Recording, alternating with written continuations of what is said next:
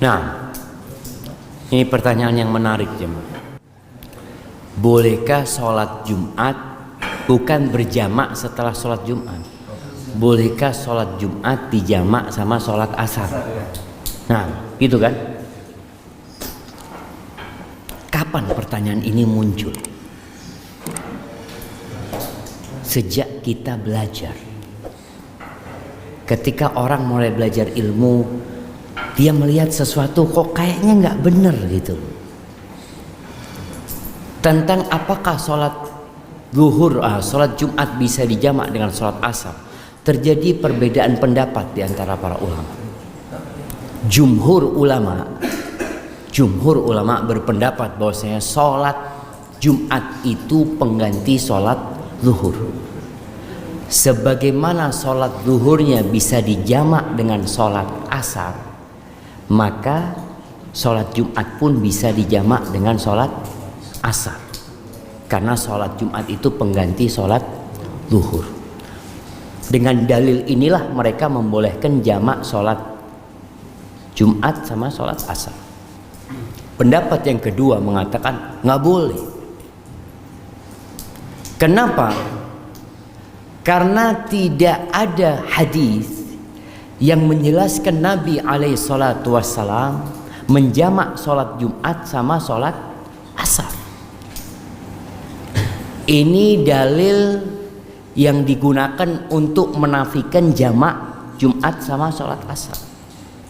Maka dibantah oleh para ulama lain, bukan berarti Nabi tidak melakukan itu. Tidak boleh. Karena bisa jadi Nabi ketika safar memang nggak sholat Jumat, sholatnya sholat zuhur. Kan memang Jumat ini syariat buat yang mukim, yang musafir itu nggak wajib sholat Jumat seperti. Jadi ketika Rasul SAW dalam perjalanan nggak pernah Nabi sholat Jumat, memang yang ada sholat zuhur. Tapi mereka juga menjelaskan bahwa Nabi SAW pernah di kota Madinah sholat Jumat, kemudian turun hujan. Deras hujan. Biasanya Rasulullah SAW kalau turun hujan deras, beliau itu jamak. Tapi ketika hari Jumat itu beliau tidak menjamak. Ini menandakan gak bolehnya jamak Jumat sama asar. Tapi kalau dilihat pendapat yang tengah sebenarnya, di antara dua pendapat tersebut, dianjurkan untuk tidak jamak. Kalau kondisinya memang umpamanya dekat sama masjid, umpamanya orang itu ya, kemudian kondisinya dia nggak capek, nggak lelah, kalau bisa nggak usah jamak, lebih aman. Tapi kalau umpamanya capek, lelah, umpamanya fadhol. Mungkin itu pendapat yang lebih bisa menggabungkan dua pendapat yang membolehkan dengan yang melarang. Hadza wallahu a'lam bissawab. Nah, fadl ya. Mic-nya nggak hidup itu.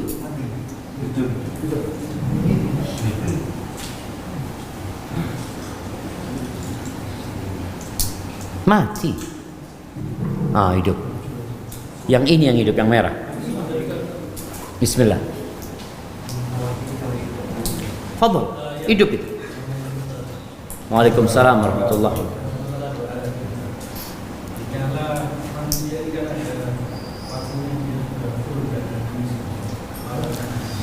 Gimana manusia?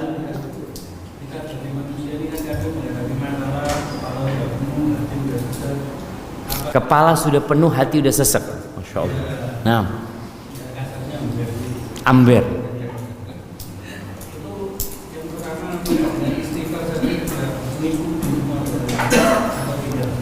Gimana?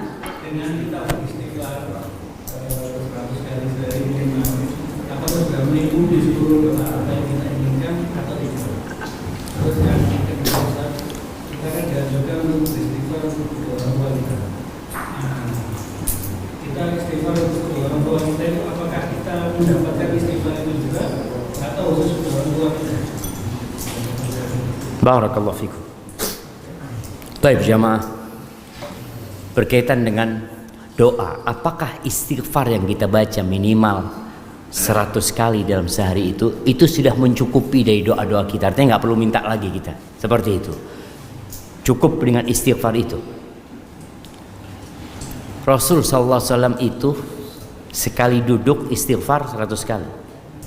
Rabbighfirli wa tub alayya innaka antat tawwabul ghafur aw innaka antat tawwabur rahim. Sekali duduk beliau 100 kali baca itu. Tapi beliau nggak berhenti berdoa. Beliau terus meminta kepada Allah Azza wa Jalla. Istighfar ini salah satu cara supaya doa kita dikabulkan sama Allah Subhanahu wa taala. Bukan berarti kemudian kita nggak berdoa lagi. Nabi Nuh alaihissalam mengatakan kepada kaumnya, faqultu astaghfiru rabbakum innahu kana ghaffara yursilis samaa 'alaikum midrara wa yumdidkum bi amwalin wa banin wa yaj'al lakum jannati wa yaj'al lakum anhara. Aku katakan kepada kaumku, kalian minta ampunlah kepada Allah, bertobatlah kepada Allah. Ingat, istighfar yang dimaksud bukan hanya ucapan astaghfirullah, tapi ucapan yang penuh permohonan kepada Allah agar diampuni dosa-dosanya, dan dia bertekad untuk tidak mengulangi dosanya. Apa yang Allah akan berikan? Allah akan kirimkan air hujan, Allah akan kasih anak, Allah akan kasih rizki. Itu fadilah istighfar. Tapi bukan berarti setelah kita istighfar kemudian kita nggak berdoa. Contohnya doa yang dibaca Nabi SAW pagi dan petang. Apa beliau baca? Allahumma inni as'alukal afwa wal afiyah fid dunya wal akhirah.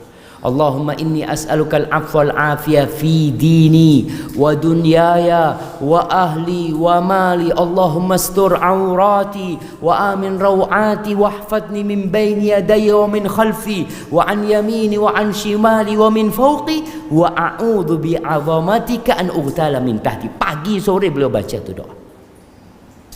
Beliau pesan kepada Mu'adz bin Jabal agar jangan meninggalkan si penghujung setiap salat untuk berdoa, Allahumma a'inni ala dzikrika wa syukrika wa husni ibadatik. Sebelum salam Nabi SAW terus berdoa mengatakan, Allahumma inni a'udzubika min adzabil qabr wa min adzabi jahannam wa min fitnatil mahya wal mamat wa min syarri fitnatil masih dajjal. Nggak berhenti berdoa. Artinya istighfar kita panjatkan, doa terus. Dan Allah itu cinta jemaah. Jangan sampai ada pikiran kita, anak ini malu Ustaz. Doa terus, minta terus sama Allah. Subhanallah. Kata Nabi SAW, a'jazun nas man ajiza 'anid du'a. Orang yang paling lemah adalah orang yang nggak bisa berdoa. Dan kata Nabi SAW, man lam yas'alillah yaghdab alaih. Barang siapa yang tidak berdoa memohon kepada Allah, Allah murka sama tu orang. Maka doa itu nggak cukup dengan istighfar. Istighfar itu kita lakukan, tapi permohonan minta apa saja. Sampai orang itu, dalam riwayat Aisyah radhiyallahu taala anha mengatakan, agar semua orang itu kalau bisa minta tolong sama Allah sampai urusan sandalnya. Kadangkala kita tahu sandal kita, sandal jepit itu jemaah, putus depannya jemaah. Bukan putus, kadangkala terlepas. Kita tuh kadangkala masuk kendak masuk ya. Kata Aisyah mengatakan, kalau Allah tidak memudahkan nggak akan jadi mudah. Jangan pernah bersandar sama dirinya sendiri. Makanya kalau mau mulai sesuatu baca Bismillah, itu juga minta tolong. Bismillah asta'in. Dengan nama Allah aku minta tolong ya Allah. Seperti itu. Baik, pertanyaan yang kedua. Iya, apakah anak dapat ya?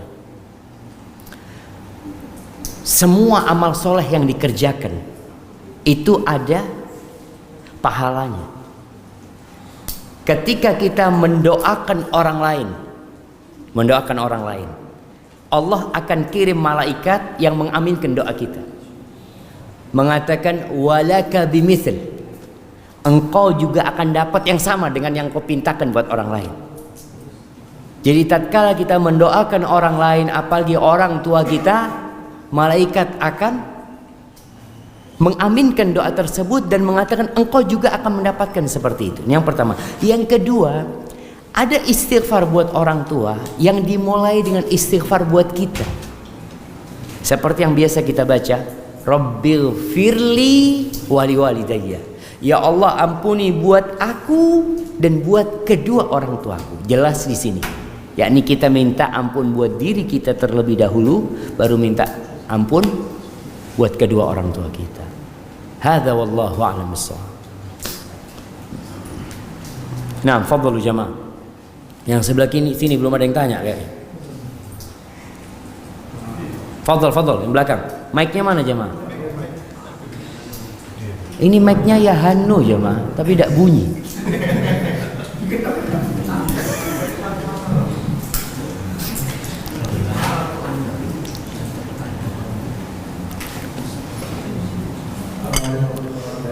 Waalaikumsalam warahmatullahi wabarakatuh.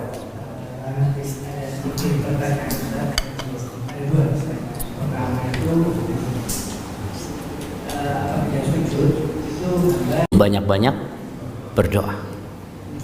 Fa idza sajadtum fa'aktsiru fihi minad du'a. Kalau kalian sedang sujud, banyak-banyaklah berdoa. Kenapa? Faqaminun ayyustajabalah. Harapannya besar dikabulkan sama Allah SWT. Baik. Kapan berdoanya ketika sujud? Sujud pertama, kedua, ketiga, apa sujud terakhir? Setiap sujud. Bukan khusus sujud terakhir. Jadi ini doa ketika sujud. Apakah boleh berdoa meminta selain yang diajarkan Nabi Muhammad SAW? Jadi doa itu kan ada yang diajarkan Nabi SAW. Boleh nggak kita meminta sesuatu? Umpamanya lagi sujud mengatakan Allahumma inni as'aluka Nmax ya Allah. Itu. Boleh nggak jamaah? Bahasa Arab nih, Allahumma inni as'aluka Nmax, mau seperti itu. Baik, berkaitan dengan hal ini, ada yang mengatakan selama doanya pakai bahasa Arab boleh. Ada yang mengatakan pula pendapat, dan ana lebih condong kepada pendapat walaupun pakai bahasa Indonesia selain bahasa Arab, kalau memang dia tidak mampu berdoa dengan bahasa Arab, maka boleh. Mau dia berdoa minta kesembuhan, ya Allah, ana punya umi sakit, ya Allah, tolong disembuhkan ya Allah. Boleh nggak nih pakai bahasa Indonesia dia berdoa seperti itu? Sebagian mengharamkan, sebagian membolehkan. Yang menghalalkan mengatakan itu doa bukan mengganti bacaan ritual sholat, bukan. Kita bukan mengganti subhana rabbiyal a'la ke dalam bahasa Indonesia, nggak boleh kalau kita ganti. Tapi kita sedang memohon kepada Allah selain yang dalam bacaan sholat, maka diperbolehkan. Maka bagi yang tidak mampu silahkan. Tapi tetap nasihat ana, usahakan doa yang dipanjatkan itu doanya yang diajarkan Rasulullah SAW. Kenapa? Kita itu kadang-kala doanya panjang, padahal yang diminta cuma sedikit. Doa Nabi SAW itu pendek, tapi yang diminta banyak. Jadi waktunya itu efektif. Ada orang sujud lama sampai 10 menit, yang diminta cuma satu, ya Allah, ana ini sepeda motor rusak-rusakan, ya Allah ya, ana kepingin ganti motor. Kadang-kala panjang jemaah, yang diminta cuma Nmax urusannya. Maka subhanallah, lebih baik doanya mencontoh Rasul sallallahu alaihi wasallam. Minta. Nabi itu SAW menyebutkan ada 4 tanda kebahagiaan. 4 tanda kebahagiaan. Yang pertama, istri yang soleha. Jadi antum nggak perlu sujud, ya Allah, aku anak kepingin harim yang rambutnya agak melungker dikit, yang hidungnya gini. Subhanallah, minta istri yang soleha, selesai. Rumah, termasuk kebahagiaan seorang hamba itu rumah yang luas. Nggak ada, ya Allah, anak kepingin rumah di pojokan sana, ya Allah, supaya kalau keluar itu enak. Subhanallah, nggak perlu berlebih-lebihan. Pokoknya minta rumah yang luas, yang berkah. Yang ketiga, kendaraan yang enak. Kata Nabi SAW, di antara faktor kebahagiaan al-markabul hani, kendaraan yang nyaman. Terserah wis apa, yang penting yang nyaman. Nggak perlu sebutkan apa mereknya, anak ini minta sudah yang nyaman. Mungkin kita minta A, ternyata yang lebih baik buat kita itu yang B, minta sama Allah. Kemudian yang keempat, tetangga yang baik. Maka lebih baik kalau doa kita itu sesuai dengan yang diajarkan Nabi Muhammad SAW. Itu lebih aman buat kita dan keluar dari khilaf yang ada di antara para ulama tadi. Yang kedua, pertanyaan tadi, selesai sholat apakah berdoa atau berzikir? Ada sebuah hadis yang sahih yang mengatakan di antara waktu mustajab itu adalah fi duburi al-fara'id atau fi duburi as-salawat al-maktubah.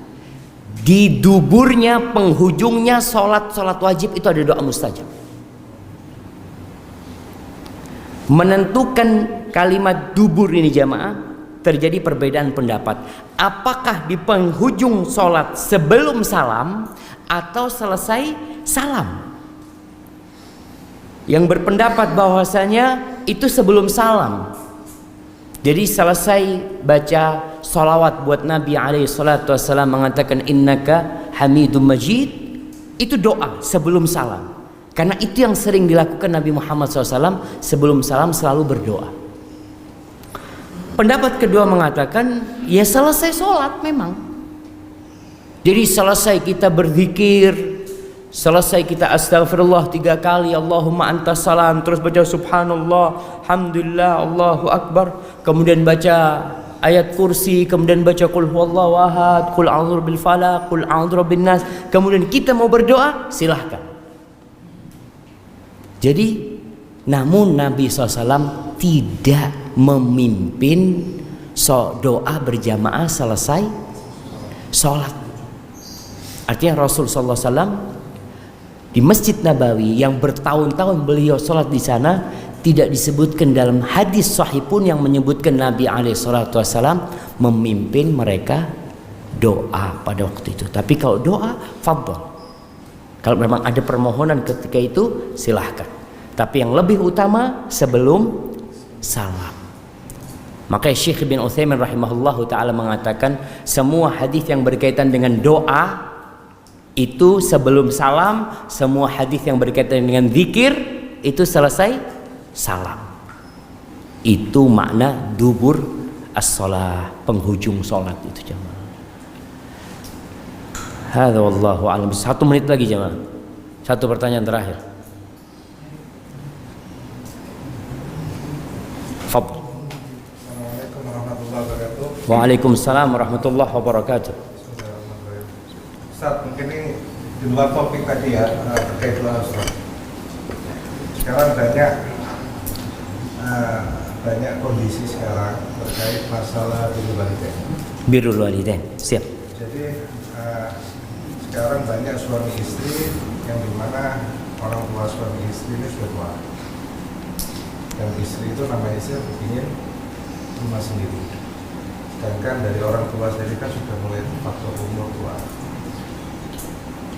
Bagaimana untuk menyikapi supaya ini juga tidak terjadi konflik antara orang tua yang dimana kita berkewajiban secara mutlak dengan istri kita? Iya. Subhanallah, memang kadangkala menggabungkan antara birrul walidain sama berbuat baik sama istri berat jemaah, tapi harus dilakukan. Kenapa? Karena suami ini diangkat jadi pemimpin. Dia harus bisa menyelesaikan masalah tersebut. Di mana caranya? Ya dipikirkan sekarang. Salah satu caranya umpamanya bertetanggaan sama orang tua, tapi tidak kumpul sama orang tua. Rumahnya kumpul, tapi dapurnya sendiri. Jadi terus terang perempuan itu punya hak tempat tinggal sesuai dengan kemampuan suami. Jadi kadangkala perempuan itu kepingin ya bebas nggak harus pakai kerudung terus. Kadangkala kalau kumpul sama orang tua ada ipar ya, selalu dia harus pakai jilbab terus ya. Tertekan hidup dia. Jadi itu menjadi hak dia. Kalau seorang suami memang punya kemampuan, ya sudah. Umpamanya rumahnya bertetanggaan, tapi tiap hari anak ini kumpul sebenarnya sama orang tua gitu. Tetap bisa melakukan birrul walidain tanpa mendolimin istrinya. Tapi kalau kondisi ekonomi, Iya, kalau kondisinya memang nggak mungkin, maka di sini sang suami harus bisa ngambil hatinya istri. Bagaimana dia menyampaikan kepada istrinya bahwasanya anak bukan nggak mau, tapi kondisinya seperti ini, mohon keridoannya lah. Ada perempuan-perempuan kadang-kala yang dia juga mau berbakti sama orang tuanya. Ada perempuan di jamaah kejadian nih, perempuan punya orang tua hidup sendiri, sedangkan suami juga harus berbakti sama orang tuanya. Dia berada di antara dua pilihan. Kalau dia tinggal sama suaminya, maka orang tuanya terlantar. Dia tinggal sama ibunya, maka orang tua suami terlantar. Maka perempuan di sini, kalau perempuan yang berakal, yang hikmah, dia akan nyuruh hak rejalnya zuat lagi. Bang, carikan harim yang bisa merawat orang tua. Anak mau merawat ibu, tapi jangan diceraikan anak. Karena kadang-kala orang itu beban, memang harus seperti itu. Ada uminya nggak punya siapa-siapa gitu loh. Maka ini kembali kepada kebijakan suami dan banyak-banyak berdoa. Mohon sama Allah SWT. Apa jamaah? Hah? Cocok? Masya Allah.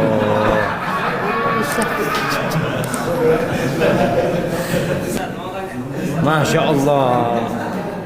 Taib jamaah, itu yang bisa ana sampaikan. Mudah-mudahan di lain waktu bisa lebih panjang lagi kita kajiannya. Kurang lebihnya ana mohon maaf. Terima kasih kepada Sahibul Bait yang sudah mengumpulkan kita di tempat ini, dan semoga ilmu yang kita dapat bisa kita amalkan dalam kehidupan ini. Subhanakallahumma wa bihamdika asyhadu an la ilaha illa anta astaghfiruka wa atubu ilaik. Wassalamualaikum warahmatullahi wabarakatuh.